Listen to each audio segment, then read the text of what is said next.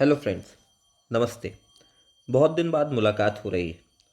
उम्मीद करता हूँ कोरोना की सेकेंड वेव में आप सभी लोग सुरक्षित होंगे, अपने घर पर होंगे और अपने आप को सेफ रखे हुए होंगे। मैं जानता हूँ कि कोरोना बहुत तेज़ी से बढ़ गया है और इसी कारण से कुछ ऐसे सरकमस्टेंसेस बने कि मैं आपसे बहुत लंबे समय से मुलाकात नहीं कर पाया। लेकिन अब हम दोबारा अपने चैप्टर्स को स्टार्ट कर रहे हैं और अब आपसे मैं वादा करता हूँ कि डेली बेसिस पर आपको एक वीडियो ज़रूर अवेलेबल कराऊंगा। तो आज हमको शुरू करना है कॉन्स्टिट्यूएंट असेंबली ऑफ इंडिया से। कॉन्स्टिट्यूएंट असेंबली ऑफ इंडिया को देखने के पहले मैं आपको एक बैकग्राउंड याद दिला देता हूँ कि 1773 का रेगुलेटिंग एक्ट जो ब्रिटिश इंडिया ने हमारे लिए बनाया था, जो ब्रिटिश एम्पायर ने हमारे लिए बनाया था, मतलब इंडियंस के लिए, वो कैसे काम करता था, उसका क्या तौर तरीका था, उसको बनते बनते बनते बनते वो 1947 के इंडिपेंडेंस एक्ट तक आ जाता है और ब्रिटिशर्स हमारे लिए अलग अलग कानून बनाते रहते हैं। वो देखते हुए अब हम नया चैप्टर ले रहे हैं कॉन्स्टिट्यूएंट असेंबली ऑफ इंडिया। आखिर कॉन्स्टिट्यूएंट असेंबली ऑफ इंडिया की ज़रूरत पड़ी क्यों? जब ब्रिटिशर्स भारत छोड़ के जाने लगे, वो उन्होंने हमारी बात मान ली, हमारी फ्रीडम फाइट से वो परेशान हो गए, तब उन्होंने कहा कि एक काम करो कि अपनी एक कॉन्स्टिट्यूएंट असेंबली बनाओ। अगर तुम्हारी कॉन्स्टिट्यूएंट असेंबली तुम बना लेते हो, जो कि तुम्हारे लिए रूल्स एंड रेगुलेशंस बनाने का काम करेगी, तो फिर हम समझ जाएंगे कि तुम देश चलाने के लायक हो। तो ऐसा मान करके कॉन्स्टिट्यूएंट असेंबली बनाने की डिमांड की। तो सबसे पहले जो हम पढ़ने का हमारा तरीका होता है कि हम अपने हर चैप्टर को अलग अलग सब टॉपिक्स में डिवाइड करते हैं। तो हमारा पहला सब टॉपिक है background of the constituent assembly of India. अब ये जो background of the constituent assembly of India है, इसका जो पहला टॉपिक है, पहला टॉपिक हम देख रहे हैं constituent assembly was elected to write the written constitution of India. ये मैंने आपको बताया कि कैसे ब्रिटिशर्स ने कहा कि अगर तुमको अपने देश का खुद का कॉन्स्टिट्यूशन बनाना है तो आपको अपनी एक खुद की कॉन्स्टिट्यूएंट असेंबली बनानी पड़ेगी। तो उन्होंने कहा ठीक है भैया, कॉन्स्टिट्यूएंट असेंबली बनाने की डिमांड है तो बना देते हैं। ये जो कॉन्स्टिट्यूएंट असेंबली होगी, ये देश में किस तरीके से हमारे कॉन्स्टिट्यूशन को बनाएगी, लिखेगी, ये उसका काम होगा। दूसरा पॉइंट ये है, the constituent assembly was unicameral which was earlier known as imperial legislative council and later called as parliament of India. Unicameral और बाईकैमरल दो अलग अलग टॉपिक हैं जो मैं आगे आपको बताऊंगा। यूनी का मतलब सिंगल होता है, बाय का मतलब डबल होता है, ये सबको पता है। कैमरल का मतलब हाउस होता है। यूनिकैमरल से यहाँ पे सेंस है कि जो कॉन्स्टिट्यूएंट असेंबली थी वो सिंगल हाउस की असेंबली थी। ऐसा नहीं था कि दो हाउस बनाए, एक हाउस ने कुछ नियम बनाया फिर दूसरे हाउस को उसको पास करना है, या दूसरे हाउस ने कुछ नियम बनाया तो पहले हाउस को कुछ पास करना है, ऐसा कुछ भी नहीं था। सिंगल हाउस था जो कि यूनिकैमरल था, वो ही नियम बनाता था और वही नियम पास भी करता था। इसलिए कॉन्स्टिट्यूएंट असेंबली को कहा गया कि ये यूनिकैमरल। पहले जब ब्रिटिशर्स थे तो इसको इंपीरियल लेजिस्लेटिव काउंसिल कहा जाता था, वही जो आज हमारी पार्लियामेंट है, और बाद में इसको parliament of India after independence कहने लग गए। तीसरा पॉइंट है, constituent assembly was served as nation's first parliament. ऐसा माना गया कि ये जो कॉन्स्टिट्यूएंट असेंबली हम बना रहे हैं, ये जो हमारी कॉन्स्टिट्यूएंट असेंबली है जो हमारे लिए कॉन्स्टिट्यूशन बनाने का काम करेगी, इसका बेसिकली इसको हम अपनी पहली पार्लियामेंट मान लेंगे कि यही हमारी पहली पार्लियामेंट है और पहली पार्लियामेंट की तरह काम भी करेगी। नेक्स्ट पॉइंट ये है, an idea for constituent assembly was proposed by M N Roy. मैंने आपको कई बार बताया है कि एक एम एन रॉय थे जो कि रेडिकल कम्युनिस्ट थे, और उन्होंने 1934 में सबसे पहले कॉन्स्टिट्यूएंट असेंबली बनाने की डिमांड सामने रखी थी, and it became official demand of Indian National Congress in 1935। 1935 में इंडियन नेशनल कांग्रेस ने ऑफिशियली डिमांड कर दिया, क्योंकि इंडियन नेशनल कांग्रेस जो थी वो फ्रीडम फाइट का लेजिटिमेट सबसे बड़ा प्लेटफॉर्म था जिसमें सारे लोग मिल करके काम कर रहे थे। नाउ नेक्स्ट पॉइंट जो है हमारा, वो क्या कहता है, वो कहता है सी Rajagopalachari voiced the demand of constituent assembly on the basis of adult franchise in 1939, which was accepted in 1940। सी राजगोपालाचारी एक फ्रीडम फाइटर थे, हमारे देश के लिए उन्होंने बहुत कुछ किया है। उन्होंने 1939 में एक बहुत अच्छी बात कही, उसमें उन्होंने कहा कि अडल्ट फ्रेंचाइज यानी जो लोग अडल्ट हो जाते हैं उनके वोटिंग के आधार पर कॉन्स्टिट्यूएंट असेंबली बनाई जानी चाहिए। इसको 1940 में एक्सेप्ट कर लिया गया कांग्रेस से। कांग्रेस ने भी कहा हाँ हाँ ये बहुत अच्छी बात है, देश के जितने भी अडल्ट हैं उन डिसीजन लेने के लिए सक्षम है। और वो सी राजगोपालाचारी की बात से कन्विंस्ड हुए और उन्होंने इस बात को एक्सेप्ट कर लिया। Next point is on 8 August 1940 viceroy लिनलिथ को in August offer proposed constitution of India by their own. 8 अगस्त 1940 को उस समय के जो वाइसरॉय थे लिनलिथ को, उन्होंने एक ऑफर किया। उन्होंने कहा एक काम करो, अपना खुद का कॉन्स्टिट्यूशन बनाओ, वो जो कॉन्स्टिट्यूशन बनाओगे उसको हम मान लेंगे और उसी के आधार पर अपना देश चलाना। Next point is under cabinet mission plan in 1946 election was held first time for the constituent assembly. ये बहुत इंपॉर्टेंट पॉइंट है। 1946 में इलेक्शन होता है जो कि कैबिनेट मिशन प्लान के अंतर्गत होता है। मतलब इस जो कैबिनेट मिशन प्लान आया था उसमें कहा गया कि आप अपनी कॉन्स्टिट्यूएंट असेंबली इलेक्ट कर लो। तो उस इलेक्शन में कॉन्स्टिट्यूएंट असेंबली को इलेक्ट कर दिया जाता है, तो कॉन्स्टिट्यूएंट असेंबली बन करके हमारे सामने आ जाती है। ये तो थी बैकग्राउंड स्टोरी की कैसे क्या हुआ। नेक्स्ट हमारा जो टॉपिक है वो timeline of the constituent assembly, और ये सबसे इंपॉर्टेंट पार्ट है कॉन्स्टिट्यूएंट असेंबली का। ये कई बार पूछा जाता है, पहली बैठक, दूसरी बैठक, किस बैठक में क्या हुआ, कौन सी बैठक में क्या हुआ। तो ये मैंने कुछ टाइमलाइन बनाने की कोशिश की है जिससे आपको हेल्प हो सके। तो timeline of the constituent assembly को हम देखते हैं। तो सबसे पहले देखते हैं, डेट लिखी हुई है लेफ्ट हैंड साइड पर टॉप में, 6 दिसंबर 1946। 6 दिसंबर 1946 को क्या हुआ? सबसे पहली जो 6 दिसंबर 1946 को हमने एक कॉन्स्टिट्यूएंट असेंबली बनाई। ये कॉन्स्टिट्यूएंट असेंबली हमने फ्रेंच प्रैक्टिसेस को अडॉप्ट करके अकॉर्डिंग टू फ्रेंच प्रैक्टिस बनाया। ये मैंने यहाँ पे नोटिफाई किया हुआ है कि फ्रेंच प्रैक्टिस के जैसे इसको हमने बनाने की कोशिश की। नाउ 9 दिसंबर 1946 को क्या होता है? 9 दिसंबर 1946 को friends first meeting of constituent assembly was held at constituent hall. उस कॉन्स्टिट्यूएंट हॉल को आज हम सेंट्रल हॉल ऑफ पार्लियामेंट के नाम से जानते हैं। वो सेंट्रल हॉल है पार्लियामेंट का।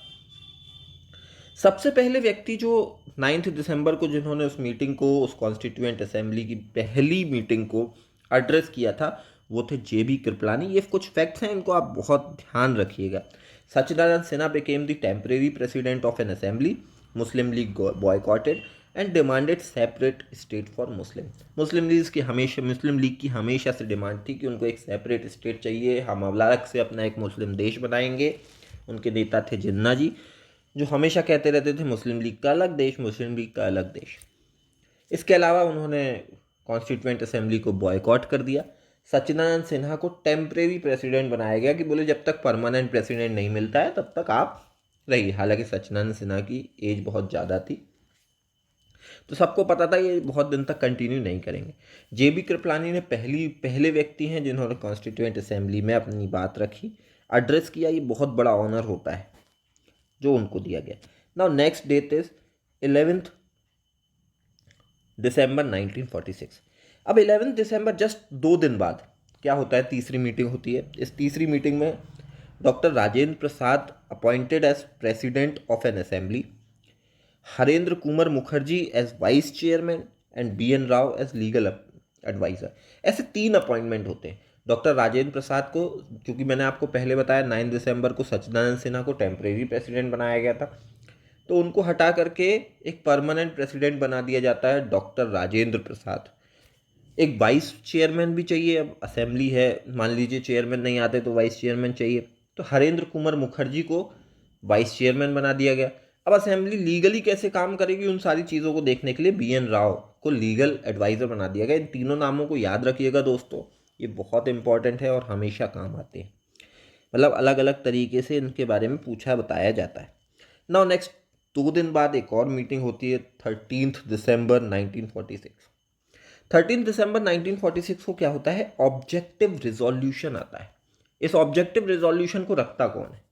ऑब्जेक्टिव रिजोल्यूशन को पंडित जवाहरलाल नेहरू प्रेजेंट करते हैं, जिसको हम बाद में आगे चल करके प्रीएम्बल ऑफ इंडियन कॉन्स्टिट्यूशन मान लेंगे।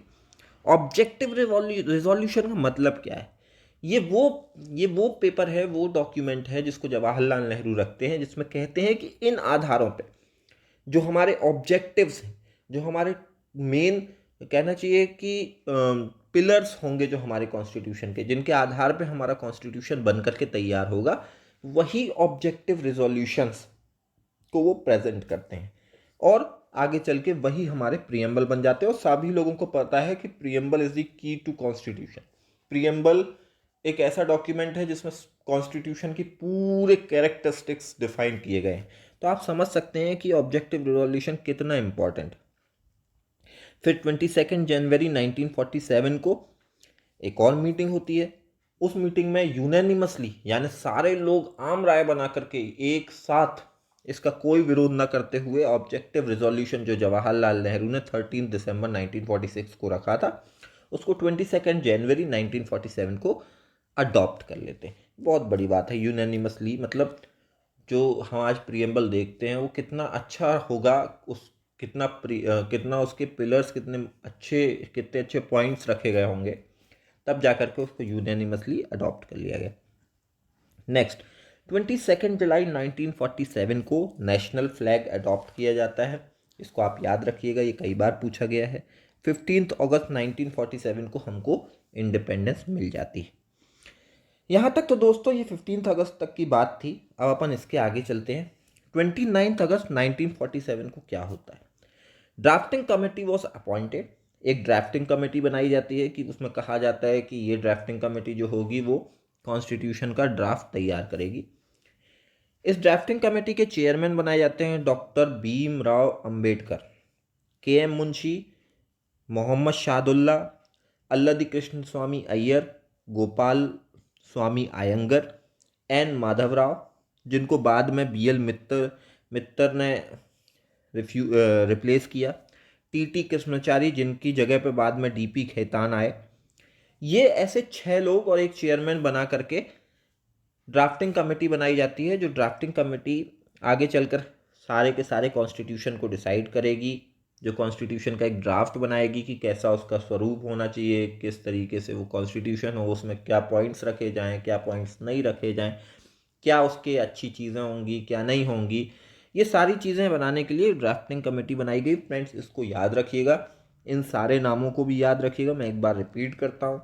Drafting committee was appointed on 29 August 1947 under the chairmanship of doctor Bhimrao Ambedkar, doctor mister के एम मुंशी, मोहम्मद सादुल्ला, अल्लादी कृष्ण स्वामी अय्यर, गोपाल स्वामी आयंगर, एन माधवराव, जिनकी जगह बाद में बी एल मित्तर, टी टी कृष्णाचारी, जिनकी जगह बाद में डी पी खेतान आए।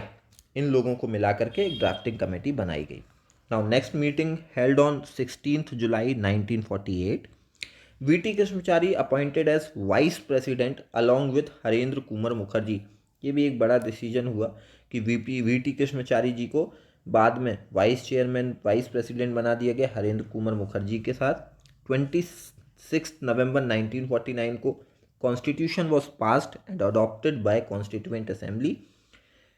हमारा कॉन्स्टिट्यूशन 26 नवंबर 1949 को ही अडॉप्ट कर लिया गया था कॉन्स्टिट्यूएंट असेंबली के द्वारा। 24 जनवरी 1950 को कॉन्स्टिट्यूएंट असेंबली की लास्ट मीटिंग होती है। लास्ट टाइम कॉन्स्टिट्यूएंट असेंबली मिलती है और कॉन्स्टिट्यूशन को साइन करके अडॉप्ट एक्सेप्ट सब कुछ कर लिया जाता है। नाउ 26 जनवरी 1950 को constitution of India came into force. याद रखिएगा, ये सारे के सारे जो मैंने आपको टाइमलाइन बताई हैं कि बहुत इंपॉर्टेंट है और आगे बहुत काम आती हैं। नाउ द नेक्स्ट टॉपिक, हम आगे चलते हैं। हमारा नेक्स्ट टॉपिक है कमेटीज़। ये भी एक बहुत इंपॉर्टेंट टॉपिक है फ्रेंड्स। कमेटीज़ के चेयरमैन कौन थे, कमेटीज़ क्या क्या कौन कौन सी कमेटी थी, इसको आप याद जरूर रखिएगा, बहुत इंपॉर्टेंट है। मैक्सिमम कमेटीज़ में वही लोग हैं जिनके नाम अभी तक हम सुनते रहे हैं, पीछे भी हमने सुने, वही फ्रीडम फाइटर्स, वही लोग जिन्होंने देश के लिए बड़ी बड़ी लड़ाइयाँ लड़ी, उन्हीं को मौके मिले जो कॉन्स्टिट्यूएंट असेंबली के मेंबर थे, वही चेयरमैन बने, वही मेंबर बने इन कमेटीज़ के। तो सबसे पहली कमेटी जो हम देख रहे हैं वो है कमेटी ऑन प्रोसीजरल रूल। क्या रूल्स एंड रेगुलेशंस होंगे, तो उसके लिए जो चेयरमैन बनाए गए उसके वो थे राजेंद्र प्रसाद।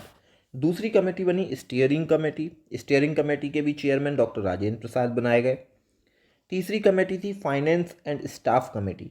क्या फाइनेंसेस, कैसे पैसा आएगा, कहाँ स्टाफ को कैसे अपॉइंट करना है, क्या करना है, क्या, ये सारी चीज़ें डॉक्टर राजेंद्र प्रसाद की निगरानी में हुई। कमेटी ऑन क्रेडेंशियल्स, इसके चेयरमैन जो थे वो अल्लदी कृष्ण स्वामी अय्यर थे। हाउस कमेटी, हाउस कैसे चलेगा, इसके जो चेयरमैन थे वो थे पट्टाबी सीतारमैया। ये नाम आप कई बार सुनते होंगे। अगली कमेटी जो बनी वो थी ad hoc committee on national flag. National flag कैसा होगा, नेशनल फ्लैग का डिज़ाइन क्या होगा, उसको बनाने के पीछे के ऑब्जेक्टिव्स क्या क्या होंगे, उसका डिज़ाइन हम उसको कब बनाएंगे, कब एक्सेप्ट करेंगे, ये सारी चीज़ें डिसाइड करने के लिए भी हमने जो एडहॉक कमेटी नेशनल फ्लैग पे बनाई थी वो उसके चेयरमैन भी डॉक्टर राजेंद्र प्रसाद बनाए गए। अब हम चलते हैं अगली कमेटी की ओर। Now the next committee is committee on functioning of constituent assembly. Constituent assembly काम कैसे करेगी फ्रेंड, इस कमेटी को हम देखते हैं। इसके जो चेयरमैन थे वो थे जीवी मावलंकर। नेक्स्ट कमेटी बनाई गई कमेटी ऑन स्टेट। स्टेट के साथ कैसे डील करना है, इसके चेयरमैन थे JL Nehru. Advisory committee on fundamental rights, minorities and tribals and excluded area, जो भी एरिया छूट गए वो area, tribals, minority, fundamental rights, इन सारी चीज़ों के लिए एडवाइस देने के लिए जो कमेटी बनाई गई उसके चेयरमैन थे सरदार वल्लभ भाई पटेल। सब committee on fundamental rights, fundamental right की सब कमेटी, इसको भी आप याद रखिएगा, JB कृपलानी उसके चेयरमैन थे।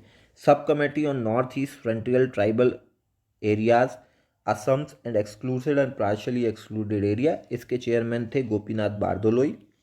Sub committee on excluded and partially excluded area, इसके चेयरमैन थे AV ठक्कर। इन कुछ नामों को आप याद रखिएगा, ये इंपॉर्टेंट नाम है तभी मैंने यहाँ पे ऐड किए हैं, और आप जानते हैं कि ऐसा मैं कुछ भी ऐड नहीं करता हूँ जो इम्पोर्टेंट ना हो। Committee on federal power, JL Nehru. Federal constitution committee, again JL Nehru. Drafting committee मैं आपको पहले ही बता चुका हूँ, doctor Bhimrao Ambedkar drafting committee के चेयरमैन थे। प्रोविजनल कॉन्स्टिट्यूशन कमेटी, इसके जो चेयरमैन थे, जो प्रोविजनल कॉन्स्टिट्यूशन बनेगा उसके जो चेयरमैन थे सरदार वल्लभ भाई पटेल। लैंग्वेज कमेटी, मोतरी सत्यनारायण इसके लैंग्वेज कमेटी के चेयरमैन थे। ये कुछ कमेटीज, इंपॉर्टेंट कमेटीज थी फ्रेंड्स जो मैंने आपको बताई। नाउ द नेक्स्ट टॉपिक, हम दूसरे टॉपिक की तरफ चलते हैं। हर बार हम कुछ फैक्ट्स निकाल करके लाते हैं जो हमारे एग्ज़ाम में काम आते हैं, तो ऐसे कुछ फैक्ट्स मैं कॉन्स्टिट्यूएंट असेंबली के लिए निकाल करके लाया हूँ। तो facts related to constituent assembly, सबसे पहला फैक्ट क्या है, सबसे पहला फैक्ट कहता है the constitution of India was written by drafting committee headed by doctor Bhimrao Ambedkar but not produced by drafting committee. इस बात को आप याद रखिएगा, उन्होंने लिखा है ड्राफ्टिंग कमेटी ने, जो कि डॉक्टर भीमराव अंबेडकर जिसके चेयरमैन थे, उन्होंने लिखा है पर बनाया नहीं है, प्रोड्यूस नहीं किया है। प्रोड्यूस जो कॉन्स्टिट्यूएंट असेंबली के बाकी मेंबर्स थे, जो कॉन्स्टिट्यूएंट असेंबली में साथ में काम कर रहे थे, उन लोगों का भी कारनामा है, उन लोगों ने भी अपना योगदान दिया है, तब जाकर के ये सारी चीज़ें बनी हैं। Now the next point is, next fact is, committee for the determination of fundamental right was headed by Sardar Vallabh Bhai Patel. मैं आपको पहले भी बता चुका हूँ, doctor BR Ambedkar was not a member of this committee. इस बात को आप याद रखिएगा, कई बार पूछा भी जाता है कि सर जो फंडामेंटल राइट के लिए जो कमेटी बनी थी, उस कमेटी में चेयरमैन थे सरदार वल्लभ भाई पटेल, पर डॉक्टर भीमराव अंबेडकर उस कमेटी के मेंबर भी नहीं थे। नाउ द नेक्स्ट पॉइंट, और ये बहुत इंपॉर्टेंट पॉइंट है, कई बार ये एग्जाम में पूछा जाता है। The total membership of constituent assembly was 389, out of which 292 were the representatives of state, 93 members were belong to princely states, and 4 were belongs to chief commissioners of Delhi, Ajmer, Medwara, Kurg and British Baluchistan। ये सब जो जब 1947 के पहले जब assembly बनी थी तब का। फिर कुछ जगह मुस्लिम लीग और ये सारी चीज़ें अलग अलग हुई, तो फाइनली क्या फिगर निकल करके आता है वो हम देखते हैं। Election was held in 296 seats of British Indian province. British Indian province में 296 सीट्स पर ही इलेक्शन हुए। Congress one 208, Muslim league 173 only. but after division of India and Pakistan Constituent Assembly, the Indian Constituent Assembly remained with 299 members only. इस चीज़ को आप याद रखिएगा, 389 members से शुरुआत हुई, जब इंडिया पाकिस्तान डिवाइड हो गया तो सिर्फ 299 मेंबर्स ही रह गए। ये बहुत इंपॉर्टेंट है, इसको आप याद रखिएगा, प्लीज़ याद रखिएगा। नाउ हम नेक्स्ट पॉइंट पे चलते हैं। फोर्थ पॉइंट क्या कहता है? Constituent assembly took 2 years 11 month and 18 days to complete constitution of India. ये बहुत इंपॉर्टेंट है, ये कई बार पूछा जाता है, हर तरह के एग्जाम में पूछा जाता है। That constituent assembly took 2 years 11 month and 18 days to complete the constitution of India. B.N. Rao was appointed as the legal advisor of the Constituent Assembly, who prepared original draft of the constitution, later appointed as the judge of Permanent Court of International Court of Justice located at Hague. इसको आप याद रखिएगा कि B.N. Rao वो व्यक्ति हैं जो कि लीगल एडवाइज़र थे। ये हमने देखा कि पहले ही उनको अपॉइंट कर दिया गया था, उन्होंने फाइनल ओरिजिनल ड्राफ्ट तैयार किया, बाद में इनको जो हेग में इंटरनेशनल कोर्ट बना है वहाँ पे परमानेंट जज के रूप में अपॉइंट कर दिया गया। Now the next sixth point is G V Mahavalankar became the first speaker of the Lok Sabha when India became republic. जैसे इंडिया रिपब्लिक बना, जीवी महावलंकर को पहला लोकसभा का पहला स्पीकर बना दिया गया। ये बहुत इंपॉर्टेंट फैक्ट है, इसको याद रखिएगा, बहुत बार पूछा जा चुका है। नाउ नेक्स्ट पॉइंट, हमेशा की तरह हम एक चीज़ ध्यान देते हैं कि कुछ हुआ है, कुछ भी लोगों ने अगर कुछ किया है तो उसको कुछ लोग उसके क्रिटिक्स भी होंगे जो हमारे मेंस में काम भी आते हैं कि किसने क्या बुराई की, ये बताओ, ज़रूर बताओ। तो हम इसके कुछ क्रिटिक्स पॉइंट्स ढूंढ के लाए हैं आपके लिए। सबसे पहले हम चलते हैं, member of constituent assembly was not chosen bye adult suffrage. लोगों ने कहा कि वोटिंग के माध्यम से नहीं चुने गए, सिलेक्ट कर लिए गए। जो ब्रिटिशर्स की इलेक्शन का प्रोसीजर था उसको आपने ले लिया है। लेकिन जब देश धीरे धीरे इंडिपेंडेंट होता है उस समय ये सारी चीज़ें कर पाना मेरे पॉइंट ऑफ व्यू से तो संभव नहीं थी। जैसे भी कॉन्स्टिट्यूएंट असेंबली बनी वो ठीक थी। कुछ लोगों ने कहा constituent assembly was dominated by Congress party. लोगों ने कहा भैया ये तो कांग्रेस पार्टी की कॉन्स्टिट्यूएंट असेंबली है, उसमें मैक्सिमम मेंबर कांग्रेस पार्टी के हैं। तो अब ऐसा इसलिए भी हुआ क्योंकि कांग्रेस सबसे बड़ा फ्रीडम फाइटर प्लेटफॉर्म था, उसमें सबसे ज़्यादा लीडर्स थे, इसलिए ऐसा हो सकता है कि वहाँ से कुछ लोग आए हों। Next point, Rajiv Dhawan stated that Indian people did not have say in the making of constitution which was they had no choice but to accept. अब राजीव धवन ने कहा कि देखो इंडियंस से तो पूछा ही नहीं गया, कॉन्स्टिट्यूएंट असेंबली के 299 मेंबर्स बैठे, उनको जो अच्छा लगा वो जोड़ लिया, जो बुरा लगा वो हटा दिया, इसमें इंडियन लोगों का कुछ लेना देना नहीं है, ऐसा राजीव धवन ने कहा। पर अगर हम सबसे पूछते बैठते तो मुझे लगता है कि और 70 साल 200 साल लग जाते, क्योंकि कुछ लोगों को पसंद आता, कुछ लोगों को पसंद नहीं आता। वैसे ही तो हमको पता है कि हमारा कॉन्स्टिट्यूशन कितना बल्कि है, हर पॉइंट पे तो हम लोगों से नहीं पूछ सकते थे, लेकिन मोर और लेस कॉन्स्टिट्यूशन अच्छा बना है। Constituent assembly was dominated by dominant class of Hindu religion. ये भी एक पॉइंट निकल करके आया। Language of constitution was literary and complicated. अब लोगों ने कहा कि भैया तुमने ऐसी लैंग्वेज में, इतना कठिन लैंग्वेज में लिख दिया, इतनी साहित्यिक लैंग्वेज लिख दी कि लोगों की समझ में नहीं आ रहा है। अब हो सकता है कभी कभी लोगों को ऐसा लगे कि अरे ये कठिन लैंग्वेज थी, प्रॉब्लमेटिक लैंग्वेज थी, but overall constitution of India is good. उसमें हर चीज़ का ध्यान रखा गया है। जैसे जैसे हम इस क्लास को आगे बढ़ाएंगे तब हम देखते जाएंगे कि कैसे ये कॉन्स्टिट्यूएंट असेंबली अच्छा काम करेगी। अब कॉन्स्टिट्यूशन बन गया है दोस्तों, ये क्लास यहीं पे ओवर होती है। मैं आप लोगों को एक चीज़ बताना चाहता हूँ, हम अपने MPPSC के नए ऑनलाइन बैचेस स्टार्ट कर रहे हैं। जिसको भी हमारा बैच ज्वाइन करना है प्लीज़ इसके बाद जो नंबर आएगा उस पर व्हाट्सएप कीजिए, हमसे कांटेक्ट कीजिए, हम आपको उस ऑनलाइन बैच में ऐड करेंगे। Thank you.